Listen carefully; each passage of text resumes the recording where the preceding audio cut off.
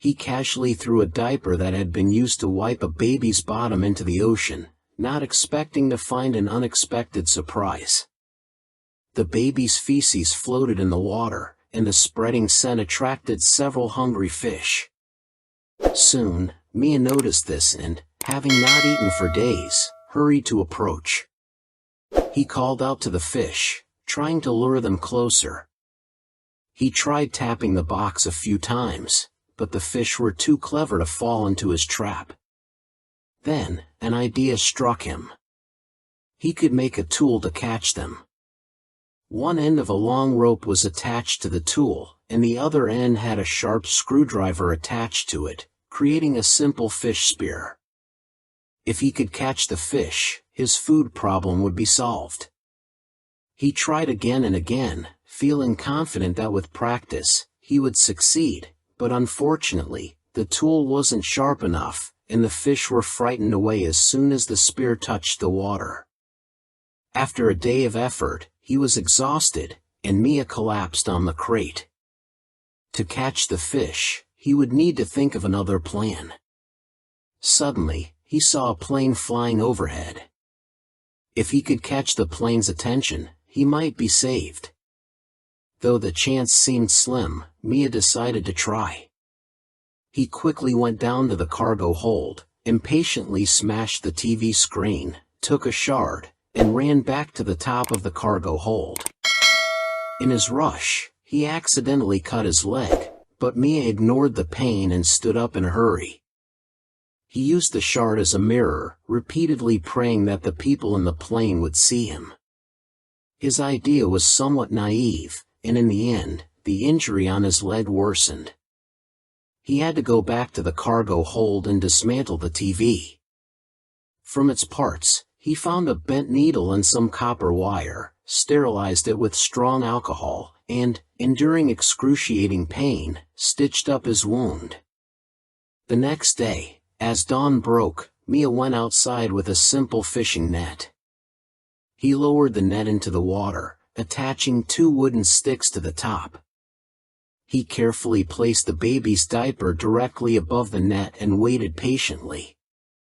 He knew the fish would be attracted by the scent. Soon, the baby's feces spread in the water, and several fish came closer, and finally, a large fish swam into the net. Mia quickly pulled the net up. In his dire situation, he had finally found something to eat. The movie Spanish Survival is recommended today. A woman, pushed to the brink of despair and planning to commit suicide, is awakened by a kick from her unborn child. She gives birth alone in the sea, enduring unimaginable hardships to care for her newborn daughter. The ending is full of unexpected twists, and the entire film is compelling, with no dull moments, definitely worth watching. The story is set in a dystopian country suffering from severe resource shortages. Spain and surrounding countries have implemented cruel extermination plans. Initially, the government orders the elimination of all elderly people, and 7 months later, they target children and pregnant women, ordering their deaths in their cradles. In order to survive, ordinary people must spend all their savings and risk their lives to cross into other regions. Nick and his wife Mia are among them. Led by a smuggler, they sneak into a cargo container during the night, where many pregnant women and children are hiding. One woman drills a small hole, offering a breath of fresh air, and through it, they witness the brutal world outside, people protesting on the streets, only to be violently suppressed by armed police, with children and pregnant women being arrested and thrown into cages. No one regrets escaping from such a terrifying place. Mia is handed a piece of chocolate, a brief moment of comfort during their journey. After some time, the cargo container doors are opened, and a large number of refugees rush in. Mia is knocked to the ground, and the smuggler urges them to board quickly. Amidst the chaos, a bald man begins to shoot to control the situation, telling the crowd that another truck is leaving soon, and they shouldn't crowd. During the separation of the group, Nick is left behind. When Mia looks through the hole in the container, she sees Nick enter a green container labeled 107. They communicate via phone, with Nick promising to find her as soon as possible. However, fate takes another cruel turn when the truck is stopped for inspection. Despite the bald man's paperwork, the cargo hold is checked. The officer walks down the aisle, whistling, as he searches the truck. Eventually, he stops and orders his men to open fire. The situation seems hopeless. Mia remembers Nick's advice and hides in a wooden crate. When the officer opens the compartment, he doesn't resort to violence but tries to convince the people to voluntarily step out. Mia hides and listens, terrified. Eventually, the officer orders the execution of all the refugees. When he sees a surviving child, the officer shoots.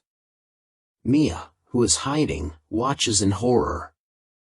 She breathes a sigh of relief when the cargo hold door finally shuts. After days of traveling, Mia's container is loaded onto a ship, but she still hasn't received any word from Nick. Her unborn child has been very still.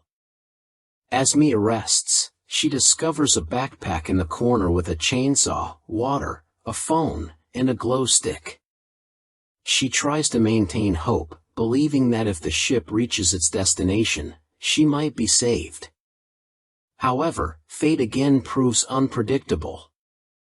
The ship is capsized in a violent storm, and Mia is thrown into the sea. When she wakes, half of her body is submerged in icy water, and the rest of the world is a blur. She struggles to survive, sealing leaks in the container and trying to contact Nick.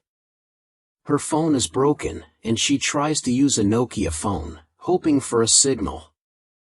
Then, she receives a call. It's Nick, telling her goodbye.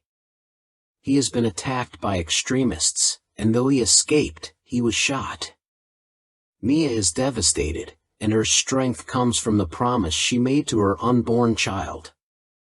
As Mia faces imminent death, she continues to fight for survival. Her determination only strengthens as she remembers her daughter. A seagull appears, leading her to believe that land may be near. Eventually, the cargo hold is flooded, and Mia must take a final risk to escape. She successfully opens the top of the crate, breathing in the fresh air for the first time in days. She manages to catch fish, creating a new hope for survival. Days go by, and Mia's health deteriorates. She uses a piece of the packaging as a flotation device, constructing a tiny raft for her child. Then, as she drifts, a whale approaches. It gently nudges her daughter, waking her. Finally, Mia is rescued by fishermen who see the seagulls circling above. They pull Mia and her baby aboard. Mia is revived after a series of intense attempts to save her. She embraces her daughter and cries, finally grateful to be alive. This ordeal shows her the fragile and resilient nature of life. Mia is ready to start a new life with her daughter, always remembering her husband, Nick, and the strength to continue living for her daughter, Noah.